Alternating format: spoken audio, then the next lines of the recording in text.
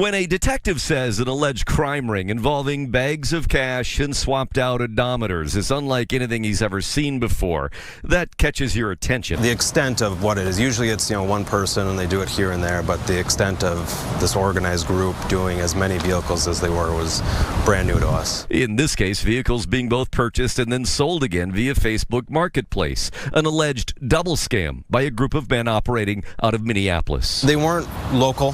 They just moved in here, I think, 2 months ago. The vehicles they bought, say investigators, were sabotaged in order to demand far lower prices from the sellers, a tactic discovered by one of the alleged victims after the sale when he looked at his doorbell video. A group came, wanted to look at the vehicle.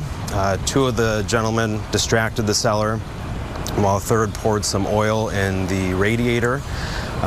Took it for a test drive, came back and said, you have oil inside your radiator, there must be a serious engine problem, we'll give you half the price you're asking for it. Last week, the Hennepin County Sheriff's Office tracked the suspects to a rented home in Minneapolis and served a search warrant, arresting 5 people. Recovered 6 vehicles, all purchased the same way, with odometers replaced to show drastically lower mileage, and they recovered more than $50,000. One of our detectives on the perimeter saw them trying to hide something out on the roof. It turned out to be a bag full of cash. In one example, a vehicle listed for $9,000, they convinced a seller to take 4, replaced the odometer, and sold it for $15,000. From what we've been able to tell, they're part of a larger criminal organization, so we're working on tracking down some other people affiliated with it. There have not been any charges filed in this case yet. The detectives are still investigating because, again, they believe that this is part of a larger ring. There's more evidence to gather. They hope to forward, though, charges soon. But again, 5 men arrested here, 6 vehicles recovered, but at least a dozen